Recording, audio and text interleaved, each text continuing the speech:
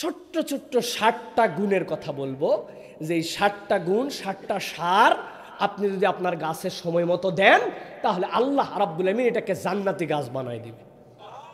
সুবহানাল্লাহ বলবেন না? কয় মুকুল হওয়ার 3 মাস আগে এটা দিবেন, কিন্তু মুকুল হয়ে গেলে কিন্তু দিয়েন না, তাহলে কিন্তু সব ফুলে যাবে, সবগুলো পড়ে যাবে। সার দিবেন এই সময় ইউরিয়া, এই সময় ফসফেট, এই সময় পটাশ, হিসাব কিতাব আছে। এইটা দিলে দেখবেন আপনি একটা সুন্দর ফল পাবেন। আল্লাহ নবীরে দিয়া বলছেন, আমি তো কারো জাহান্নামে নিতে চাই না, কিন্তু একটু নিজে নিজে কোয়ালিটিফুল হোক, ও নিজে নিজে নিজেকে একটু কোয়ালিটিফুল করে দুনিয়ার থেকে আসুক। দুনিয়ার তো সব করবে, কিন্তু এই কোয়ালিটিগুলো নিজের পালকের সাথে যুক্ত করে না, আমি আল্লাহ তারা জান্নাতে নিব। সুবহানাল্লাহ বলেন। আর আল্লাহর পছন্দনীয় 60টা গুণ আজকে আমরা সংক্ষিপ্ত আলোচনা শুনবো, চলে যাব। রাজি তো?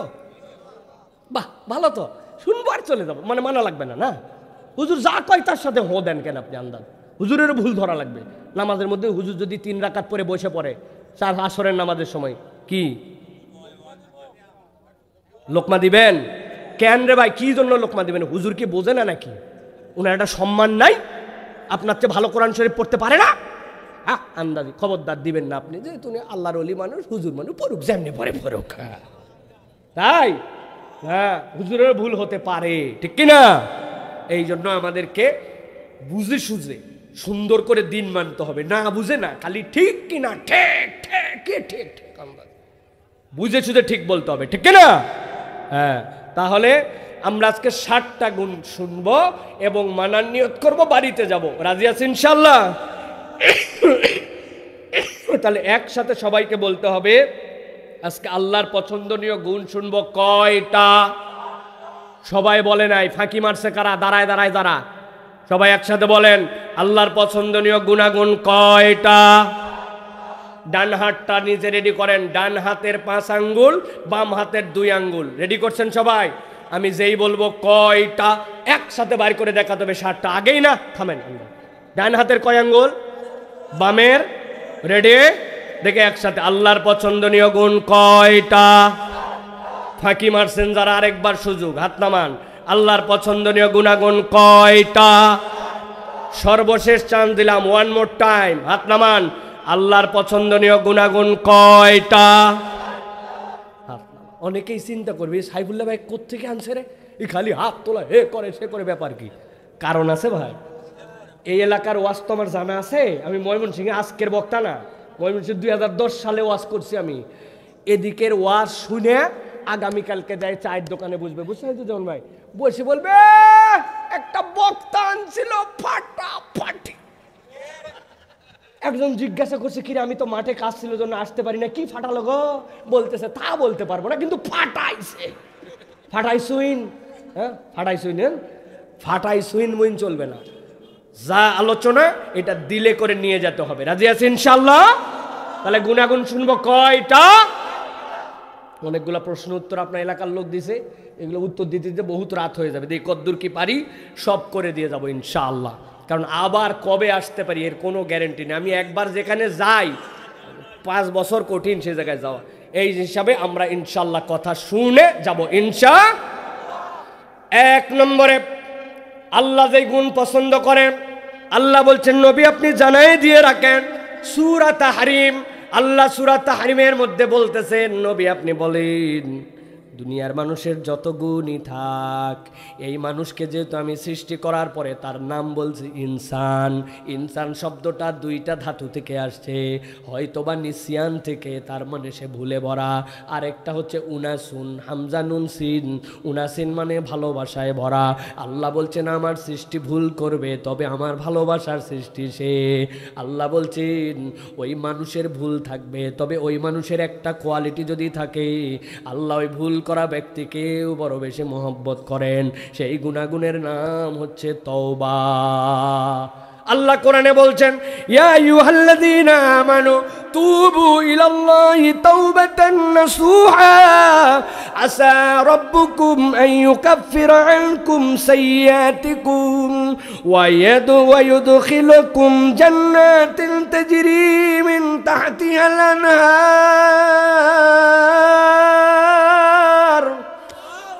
আল্লাহ বলছেন ও আমার হাবিব, আপনাকে বলে রাখলাম, দুনিয়ার বুকে আপনার উম্মতকে বলেন, ইমানদারদেরকে বলেন, তুবু ইলাল্লাহি তাওবাতান নাসুহা। ওই বান্দারা যেন এমন তওবা করে যেই তওবাটা আল্লাহর কাছে নাসুহা হিসাবে বিবেচিত হয়। এখন জিজ্ঞাসা হচ্ছে, কোন তওবা আল্লাহর কাছে নাসুহা তওবা? মুফাসসিররা ব্যাখ্যা করছেন, নাসুহা শব্দটা আরবি দুইটা শব্দ থেকে আসতে পারে। একটা হতে পারে নাসহাতুন, আরেকটা হতে পারে নাসাহাতুন। নাসহাতুন মানে হচ্ছে খাঁটি করা, সোনা আপনার অনেকগুলো আছে, সাথে আপনার খাদ আছে, ওইটার মধ্যে যখন তারা অ্যাসিড দেয়, অ্যাসিড দেওয়ার পরে সোনাগুলা মৌলিকভাবে আলাদা হয়ে যায়, বাকি খাদগুলা এমন পোড়া পড়ে আমাদের চোখ পর্যন্ত জ্বলে যায়। স্বর্ণকারের দোকানে যাওয়ার পরে দেখা যায় আরবিতে ওইটাকে বলা হয় নাসহাতুন, খাঁটি করা। আল্লাহ বলছেন এমন তওবা করো যেটা খাঁটি তওবা। ধরন কেমন হবে? আরেকটা ভাত ধাতু থেকে যদি আছে সেইটার মানে নাসাহাতুন। ময়মনসিংহের লোক ভালো করে বোঝার কথা। আপনার নাতি হবে, আপনার পোতা হবে, পতি হবে, দেখবেন নানি দাদিদের জন্য প্রস্তুতি আছে। আপনার পুরাতন লুঙ্গিটা নিয়ে নিছে, বাড়ির পুরাতন চাদরটা নিয়ে নিছে, নিজের পুরাতন শাড়িটা নিয়ে নিছে। যদি আপনার শাড়ি ধরে টান দেয় পটপট করে ছিঁড়ে যায়, লুঙ্গিটা এতই পরা পড়ছেন টান দিলে ছিঁড়ে যায়। কিন্তু এক পাটে দিছে শাড়ি, তার উপরে দিছে লুঙ্গি, তার উপরে দিছে পুরাতন চাদর, বড় বড় ফোঁড় দিয়ে দিয়ে প্রথমে সুন্দর করে টোপ ফোঁড় দিয়ে নিছে, এরপরে ছোট্ট ছোট্ট করে সেলাই দিয়া এই 3 পাট মিলাই একটা কাঁথা বানাইছে। বুঝে থাকলে উত্তর দেন, যেইটা আগে ছেঁড়া যত একবার, 3টা লাগানোর পরে টান দিয়ে কাঁথা ছিঁড়বে সাধ্য আছে? আমার আল্লাহ বলতেছেন না সাতুন মানে ভাঙা সম্পর্ক জোড়া না গেল। হে নবী আপনি জানাই দেন, তুবু ইলাল্লাহি তাওবাতান নাসুহা। ওই বান্দা যদি একবার ভাঙা সম্পর্ক আল্লাহর সাথে জোড়া লাগায়, আল্লাহর কাছে খাঁটি মনে ফেরত আসি, আল্লাহ বলছেন আসা রাব্বুকুম আইয়ুকাফিরা আনকুম সাইয়্যাতিকুম। টেনশন করিস না, তোর যত অপরাধ ছিল তোর এই ফেরত আসার দ্বারা আল্লাহ সবগুলাকে সওয়াব দ্বারা বদল করে দিবেন। তোর গুনাহ খাতাগুলা সব আল্লাহ মুছে দিবেন। সুবহানাল্লাহ। বাড়ির যাই বলেন ভালো করে। এই জন্য বোঝেন, ফুকাহায়ে কেরাম বলতেছে খাঁটি তওবার জন্য আপনার 5টা রকন আছে। ফাও ফাও আপনি বলে দিলেন আমি তওবা করিতেছি, যে এত সহজ নয়। আপনার তওবা কি ঠিক হইছে নাকি? যেই তওবার গুণের কারণে আল্লাহ পছন্দ করে ফেলবেন, ওর 5টা আল্লাহ রাব্বুল আলামিন তার জন্য রকন দিয়েছেন। 1 নম্বরে তওবাটা হতে হবে একমাত্র আল্লাহর জন্য। কার জন্য? যা ভুল হয়েছে এবারের মতো মাফ করে দেন, এবার খালি ভোট দিয়ে দেখেন আগামীবার এইটা কি আল্লাহর জন্য না ভোট পাওয়ার জন্য? এরকম তওবাকে আগে দেখছেন কিনা আপনারা? বদমাইশের বদমাইশ, যেই না কেবলমাত্র ঘোষণা হয়ে যায় ভোট অমুক তারিখ, ওর নামাজের আর কোনো মিস নাই। 1 আসরের নামাজ 3 মসজিদে পর্যন্ত পড়ছে, এরকম নাকি রেকর্ড আছে? আল্লাহ বলতেছেন না না না, আল্লাহর জন্য একমাত্র তওবা হতে হবে। 2 নম্বরে গুনাহ ত্যাগ করার জন্য তওবা হতে হবে, লোক দেখানোর জন্য নয়। 3 নম্বরে আগের জন্য লজ্জিত হতে হবে, আগে যা ভুল করছে আল্লাহ এটার জন্য আমি লজ্জিত। 4 নম্বরে আগামীতে করব না এইটা বলে প্রতিজ্ঞা করতে হবে। আর 5 নম্বরে বান্দার অধিকার হরণ করলে বান্দারটা ফেরত দেওয়া লাগবে।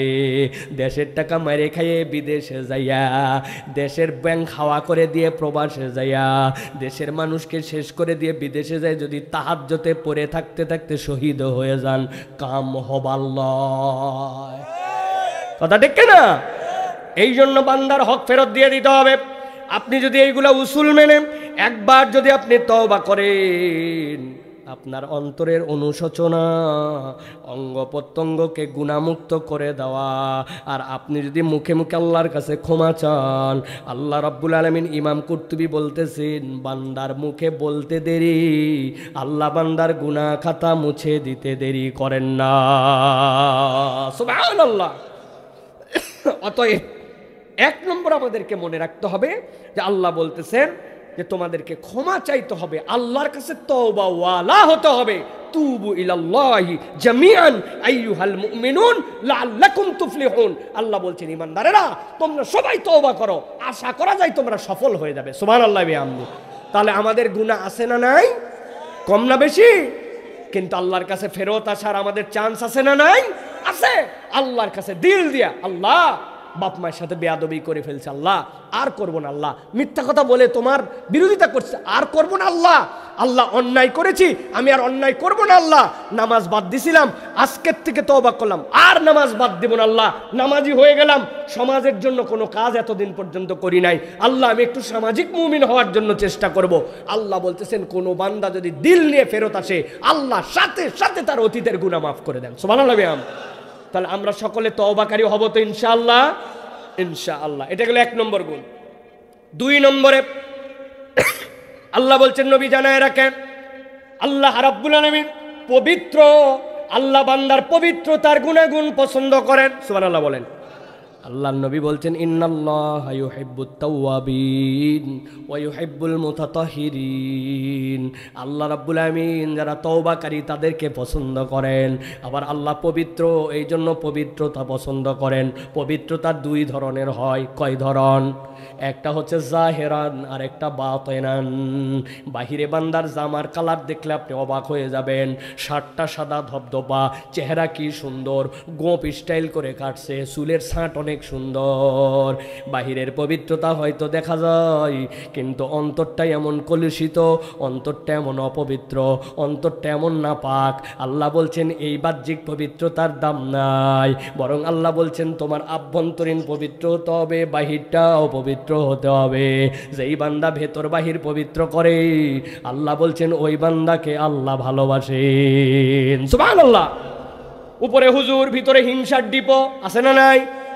বাহিরে বিরাট বড় বুজুর্গি নিয়ে ঘুরে বেড়ায় কিন্তু বসলেই 3 জনের সাথে বসলেই গিবত গিল্লা করে, আছে না নাই? আসরের নামাজের পরে বসে পড়ছে, ডান পাশে বসছে গিবত কমিটির সভাপতি, বামে সেক্রেটারি, মধ্যে ক্যাশিয়ার। 3 জনই মসজিদ থেকে বাড়ায় আসছে, ডানের জন বলছে আর বলিস না, ওই যে অমুক গেছে না প্রবাসে, ওর বইয়ের যদি চরিত্র শুনিস, হাই হাই হাই। আসরের নামাজের পরে এই গল্প চলতেছে। বামের জন বলতেছে পুরাতন কথা বাদ দে, আমাদের ইমাম সাহেব আর হাফেজ সাহেবের খবর জানিস নাকি? হ্যাঁ, উনি ইমাম সাহেবের পিছনে লাগছে, হাফেজ সাহেবের পিছনে লাগছে। আল্লাহ মাফ করুক, ওইটা যদি সত্য কথাও হয় কিন্তু তার পিছনে বলার কারণে ওইটা তার জন্য গিবত, আছে না নাই? মধ্যের যেই জন উনি শরীফ মানুষ, উনি কোনো কথাই বলে না, চুপ করে খালি শোনে, অনেকক্ষণ পরে বলছে আই থাম থাম, এগুলা কথা বলা ঠিক না, তবে না বলেও পারি না, আল্লাহ মাফ করুক, কথা ঠিক। বোঝেননি না? কেইসা বদের বদ বলছে এগুলা কথা বলা ঠিক না, না বলেও পারি না, আল্লাহ মাফ করুক, কথা ঠিক। ওই কি বাদ থাকলো? এইরকম কতগুলা নামাজি রোজাদার সুফি সুফি ঘোরাফেরা করে কিন্তু 3 জন বসলেই গিবত গিল্লা করে, আসে না নাই? ওনার জামা জুব্বা পাক হলেও ওনার মনটা না পাক, ওনার মুখটা না পাক। আল্লাহ বলছেন, নবী জানায় রাখেন, ইন্নাল্লাহা ইউহিব্বুত তাওয়াবিন ওয়া ইউহিব্বুল মুতাতাহহিরিন। আল্লাহ তওবাকারীকেও পছন্দ করেন, পবিত্র লোককেও পছন্দ করেন। ময়মনসিংহের লোক কি গালিগালাজ দেন নাকি? তবে ময়মনসিংহের লোক ভালো গালি দেয় আল্লাহর রহমতে। বইয়ের সাথে যখন ক্যাসাল হয় 1 কথা 2 কথাই বলে, ময়াকার গয়ে দীর্ঘই, বানান করে দিব, দেই বানান করে দেই। কত বড় খারাপ! নিজের স্ত্রী, নিজের সন্তানের মা, তারে পর্যন্ত এমন নিকৃষ্ট গালি দেয় যেটা কল্পনাও করা যায় না, ঠিক না? কেন? আপনি উপরে উপরে বিরাট জুব্বাওয়ালা, টুপিওয়ালা, দান খয়রাত করেন, আল্লাহ বলছেন তুমি পবিত্র হতে পারো নাই। সিবাবুল মুসলিমি ফুসুক ওয়া কিতালুহু কুফুর। একজন মুমিন আর একজন মুমিনকে ইয়ার কি ফাজলামি, রাগ, যে কোনো হালতেই হোক গালি দিতে পারে না, পারে না। মুখের অপরাধ 3টা, আওয়াজ করে বলেন কয়টা? জোর হলো না, আরো জোরে। 1 নম্বর গীবত, 2 নম্বর মিথ্যা, 3 নম্বর গালি। গীবত, মিথ্যা, গালি, এই 3টা যার মুখে নাই আল্লাহ হাউজে কাউসার তার মুখে দিয়ে দিবে। তাহলে আল্লাহ পবিত্রতা পছন্দ করেন, মনে থাকবে তো? এই পবিত্রতার আবার বাহ্যিক শারীরিক পবিত্রতা আছে, আল্লাহ সেটা পছন্দ করেন। এমন কতগুলা খুষ্টা লোক আছে, খুষ্টা কি লোক? ও পাক সাপের বিধান জানে না, বিধর্মীদের মতো। 40 দিন পার হয়ে গেছে, যদি পুকুরে নামে জাল মাছ বাইতে যাবে, আরো ভাঙ্গে বলা লাগবে চাচা, এর পবিত্রতার কোনো জ্ঞান নাই, ও জানে না কিভাবে তার অবাঞ্ছিত সব কিছু পরিষ্কার করতে হয়। নখ এত বড় লম্বা রেখে দেয়, গোপের কোনো সিঁড়ি নাই, তার চলাফেরার মধ্যে কোনো সাইজ সুইজ নাই।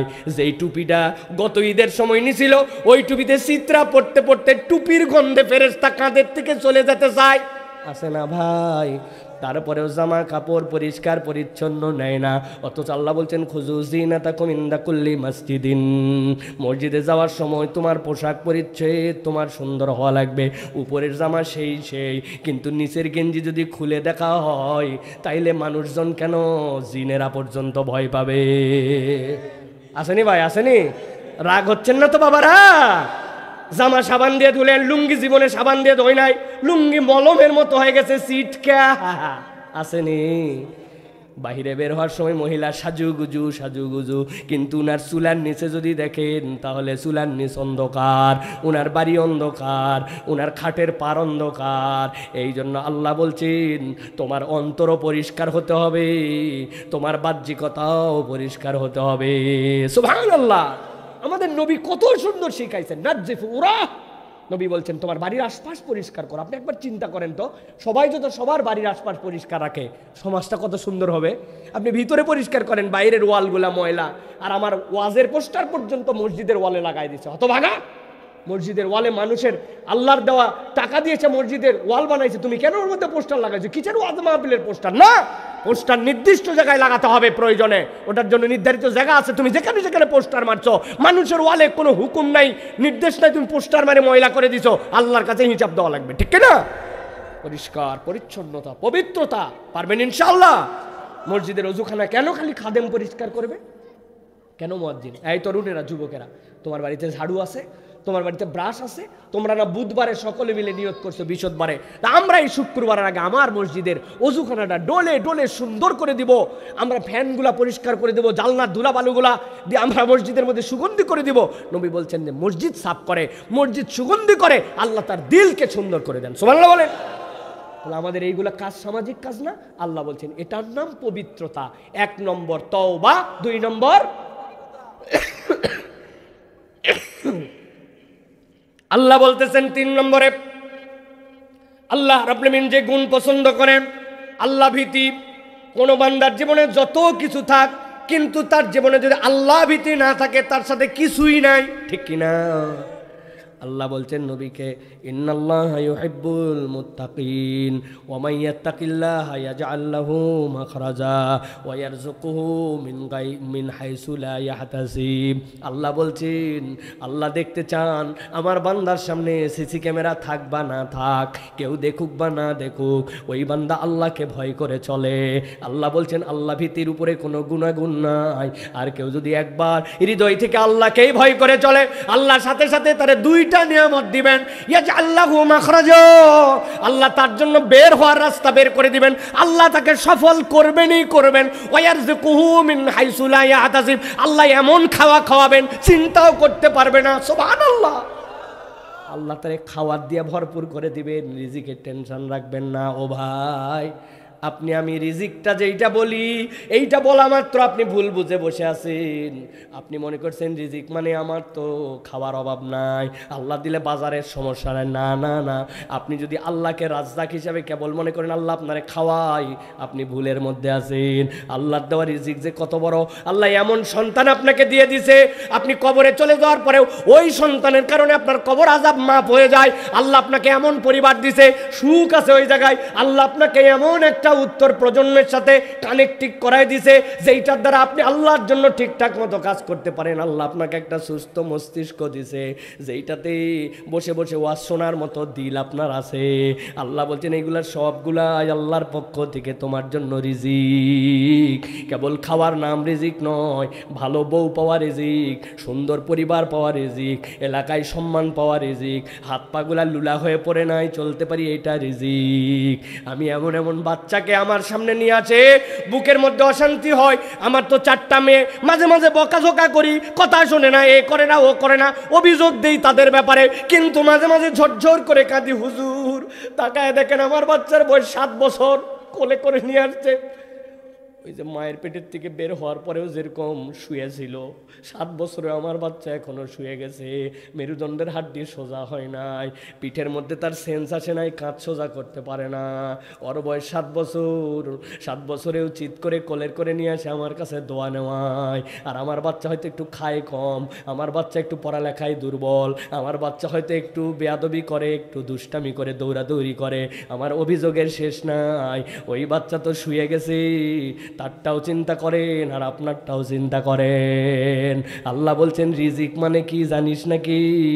তোর চোখের জন্য শীতলতা যা, ওইটাও আল্লাহর পক্ষ থেকে রিজিক। আল্লাহ বলতেছেন যে আল্লাহকে ভয় করে, আল্লাহ এই রিজিক তাকে দিয়ে দেন। সুবহানাল্লাহ। তাহলে এইটা আমাদেরকে অর্জন করতে হবে। যেখানে কেউ নাই সেখানে আল্লাহ আছে, যেটা কেউ দেখে না সেটাও আল্লাহ দেখে। অথবা আল্লাহকে আপনার ভয় করে চলতে হবে। আল্লাহর এটা 3 নম্বর প্রিয় গুণ। 4 নম্বরে আল্লাহ বলতেছেন, নবী বলে দেন, ইহসানওয়ালা তারা যেন হয়। মানুষের সর্বশ্রেষ্ঠ গুণাগুণের মধ্যে একটা গুণ হচ্ছে ইহসান। আল্লাহ বলছেন ওই ইহসানওয়ালা কারা জানো নাকি? আল্লাযীনা ইউনফিকুনা ফিস সাররাই ওয়াদ দাররাই ওয়াল কাযিবিনাল গায়জ ওয়াল আফিনা আনিন নাস ওয়াল্লাহু ইউহিব্বুল মুহসিনিন। আল্লাহ বলছেন যারা 4টা কাজ করে আল্লাহ তাদেরকে ইহসানের দলের মধ্যে ঢুকায় নেন, মুহসিনদের মধ্যে অন্তর্ভুক্ত করে নেন।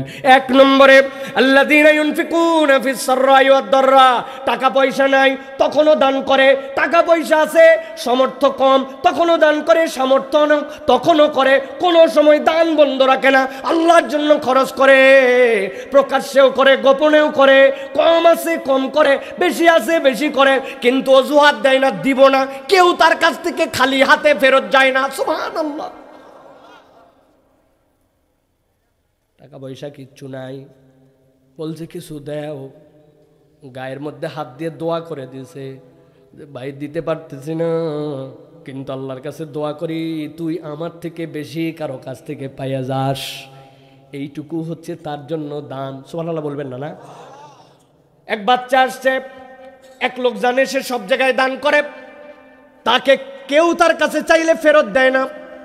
ওই বাচ্চা ওর কাছে যায়, বলছে মুরব্বি আমার একটু কিছু দেন।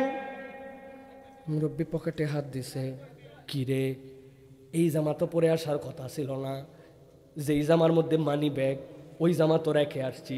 বুক পকেটে হাত দিছে, কিছু তো এখানেও থাকতে পারে, ডানে নাই বামে নাই। লজ্জায় তার মুখ লাল হয়ে গেছে। বাচ্চা চাইছে একটা, আমি এতিম মানুষ, আমার কিছু দেন, দিতে পারলাম না।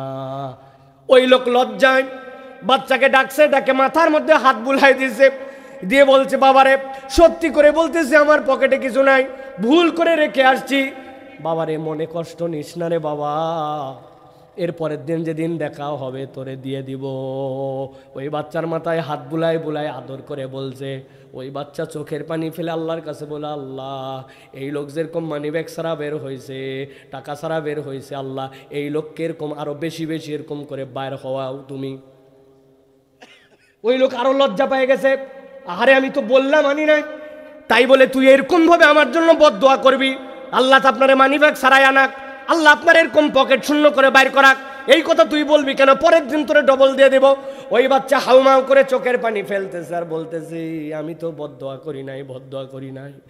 লোকজনের কাছে টাকা চাই, টাকা দেয়, লোকজনের কাছে না থাকলেও মাঝে মাঝে ঝাড়ি দেয়, কিন্তু আমি একটা এতিম মানুষ, অভাবী মানুষ, আমারও দিল চাই কেউ আমার মাথায় হাত দিয়ে আদর করে দে।